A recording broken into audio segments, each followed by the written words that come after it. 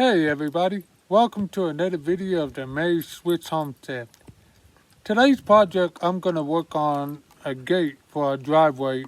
Right now we're using a chain over there from one post to the other post, but we're going to try to replace it with a homemade gate.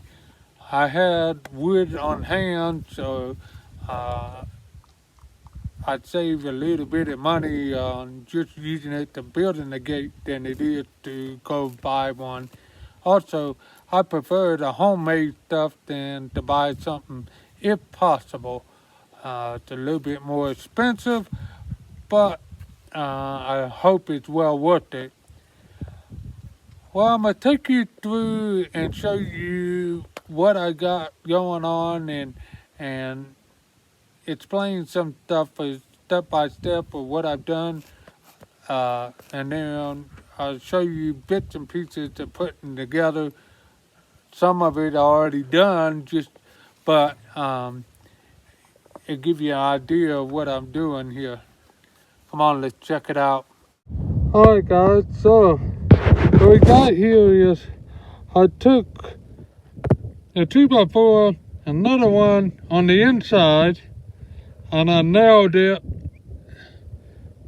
there. Then I took another board on the outside and I nailed it, screw, nail, screw, nail, screw, and nail.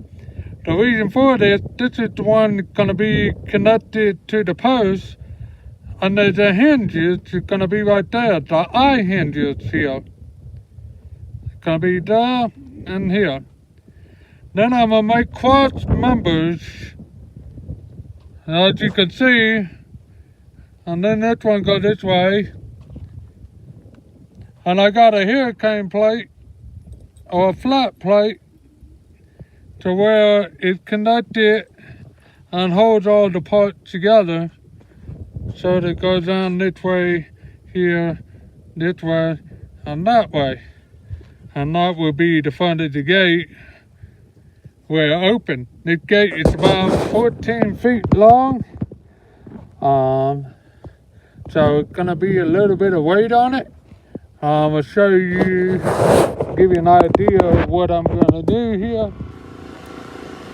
Alright guys, we're here on another day. So let me tell you what I had to do. I had to pull out the posts that I had and put a railroad tie in there. I was doing the figuration on the weight on my gate. It would be too much weight for that little bitty post, so I had to pull it out and put a railroad tie in. I did it probably about 28 inches in an 8-foot railroad tie. I know that's not deep enough, but with the concrete and the ground holding it, it should be. And I think where I was tie it down in 2 points, it should hold it down. Now, I know you probably see this and this.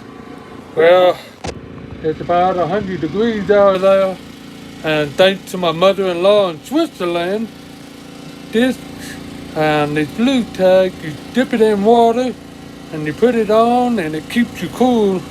So I was able to dig down and pull out the other post. I broke it in 2 or 3 pieces, but I got to the concrete, break it up, then dig another hole and put the railroad tied in the concrete, and this kept me cool without having a heat stroke. So let's check out the work. Alright, so there's the railroad tie getting all dried up right there. And this part won't matter because this is where the end of the gate with lights right there. But the hinges will be on this end, so it needs to be really thick. So, and this is a good thing because then I have enough room to put the anti-slag gate and the turnbuckle here. And I also will have enough room to, on the back side, to put some eye bolts in on this end for the tie down, and there's plenty of room for the hinges and this way your swing open, and they'll just stop it there. I'm gonna put a latch on it. So pretty much we let it got a quick dry on it, so it'll take probably about 4 hours. Let it dry before you can apply weight. But I'm not at that point of really trying to get weight on it yet, because I don't have the tie downs yet. But I will be able to sit here and put the hinges and the eye bolts on those ends. And probably make my holes for the hinges. I'm not exactly sure. So we're good and on set record.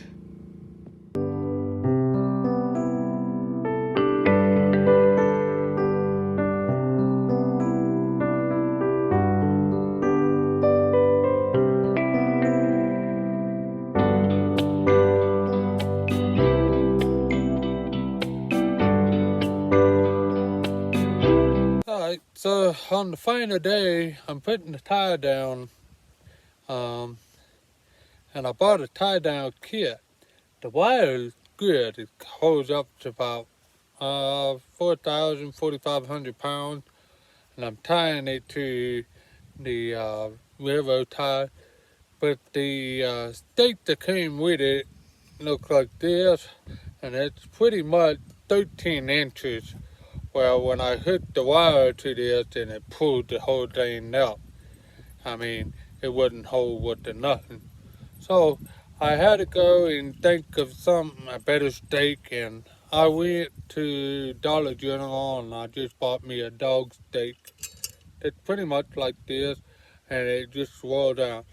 And I tightened the wire a little bit, not bungee tight, but just tight enough to where if it just slack a little bit, it doesn't have any free playing. It just catches onto the wire, and this stays in the ground. So I got one in, and we got one more to go. And then I'm gonna show you the whole operation of the gate and how it worked and the idea of it. If this railroad tie falls this way, then this, with the thing that came with it, it's about to come out of the ground. So, I mean, you got so much movement in it, and poof, it's out. It doesn't hold anything. So, I'll show you what it's like with the other one.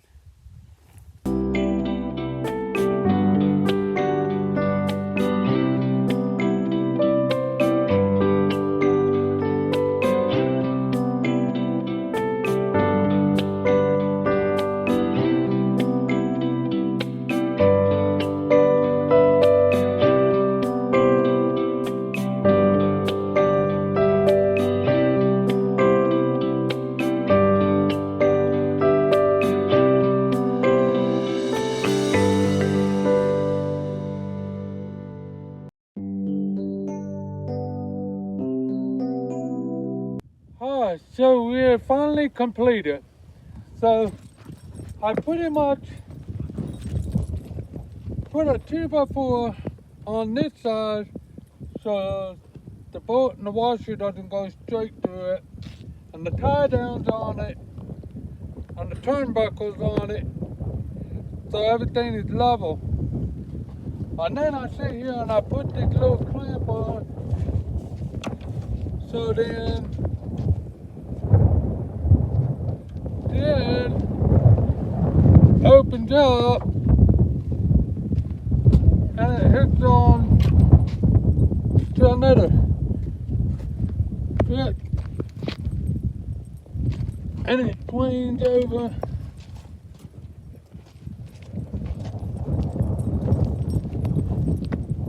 and it hits up there. So what I was explaining with the tie down, this railroad ties is only 28 inches into the ground with concrete.